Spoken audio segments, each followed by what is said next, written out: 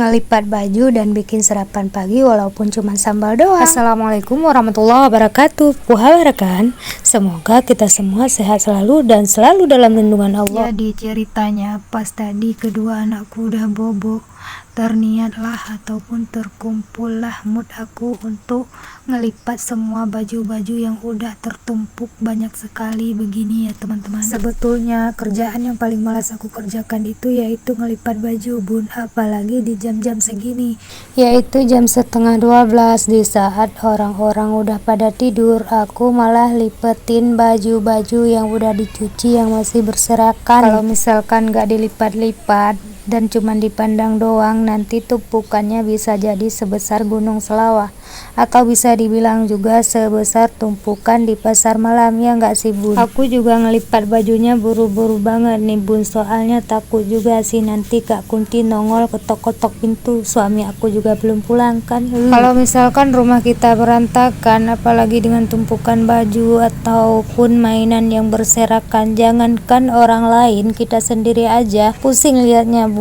Oke, sambil nemenin aku ngelipat baju, aku mau jawab satu pesan dari inbox. Pertanyaannya yaitu gimana cara buat konten kreator bu? Oke, saya jawab. Kalau misalkan kalian mau jadi konten kreator itu sangat mudah sekali ya bu. Untuk langkah pertama yang harus dilakukan adalah buka profil Facebook kalian masing-masing, lalu kalian ubah dari mode biasa ke mode profil Facebook mode profesional. Buka layar beranda atau profil, pilih titik 3 di pojok kanan atas, lalu klik pengaturan, scroll ke bawah, lalu pilih aktifkan mode profesional. Nah, setelah kalian mengaktifkan mode profesional, maka kalian langsung menjadi seorang konten kreator. Dan untuk langkah yang selanjutnya, kalian tinggal mengikuti apa yang dianjurkan oleh profil kalian masing-masing atau oleh Mbak Mel. Di sini saya tidak memberikan tutorial, akan tetapi saya hanya memberi teori saja.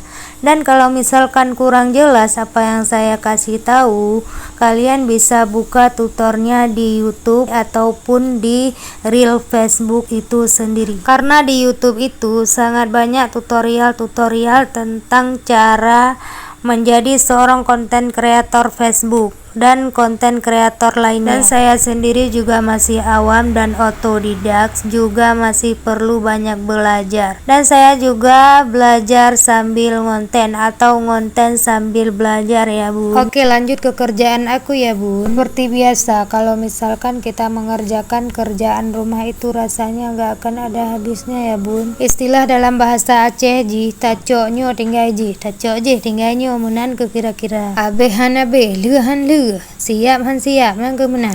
Dan alhasil siap juga dilipat semua baju-bajunya dan udah kelihatan rapi juga, nggak ada lagi gunung-gunung rute kayak tadi yang saya bilang ya. Karena udah larut malam, sekarang waktunya kita istirahat dan kita lanjut masak-masak besok pagi untuk sarapan. Singkat cerita, karena udah pagi, aku langsung masak nasi dan lanjut menggoreng ikan. Jangan lupa dibolak-balik supaya ikannya tidak hangus. Kalau ikannya udah hangus, jangankan gigi yang patah, gusi pun bisa terbang waktu dimakan. Nah, kebetulan ikannya juga sudah masak, sudah matang. Lanjut kita bikin sambal. Jangan lupa diaduk-aduk juga atau dikonsrangkan sering. Tambahkan secukupnya garam dan sedikit micin, lalu diaduk-aduk lagi supaya matang merata. Jangan lupa juga tambahkan setengah sendok teh gula agar sambalnya tidak kepedasan seperti mulut pelakor.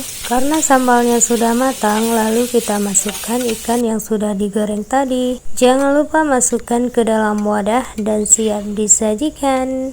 Dan yang pasti rasanya hana basi grilom tapi jeli singke. Mari kita coba. Dan untuk warnanya juga bisa kalian lihat sendiri, yaitu merah merona seperti warna merahnya bibir pelakor. Sambal buatanku ini juga cocok disajikan kapan saja, baik itu siang, malam, pagi, sore, pokoknya kapan saja. Mari kita eksekusi langsung bersama keluarga tercinta. mari kita coba. Jangan lupa juga disuguhkan dengan teh panas ataupun teh hangat, atau bisa juga disuguhkan dengan Nescafe, baik itu panas maupun hangat, tergantung selera masing-masing ya guys. Aku cuma nuangin 2 gelas Nescafe nya karena anak saya yang paling gede dia mintanya air putih hangat aja. Kenapa di sini abangnya yang paling besar tidak kelihatan di video? Itu karena tiba-tiba pas tadi kami mau makan, tiba-tiba anak saya yang paling kecil terbangun. Sambil makan, aku suruh dia ayun-ayun adiknya sebentar. Pak Su juga serius sekali dan keasikan makannya sampai dia nggak nengok kiri kanan. Aku juga niatnya mau makan bareng Pak Su, tapi apa daya udah dari tadi bolak-balik. Dan ini aku baru siap ambil nasi untuk sendiri, juga mau kasih lauknya. Tapi pas aku mau makan, anakku yang paling kecil malah rewel, jadi ya terpaksalah aku tunda dulu makannya. Harus tunggu Pak Su selesai makan dulu baru aku bisa sarapan. Ini videonya yang kepanjangan atau Pak Su yang makannya nggak selesai ya, atau nggak siap-siap. Akhirnya Pak Su juga udah siap makan. Kalian bisa lihat sendiri tadi piringnya kosong, tak tersisa sedikit pun nasi. Dan waktunya aku makan.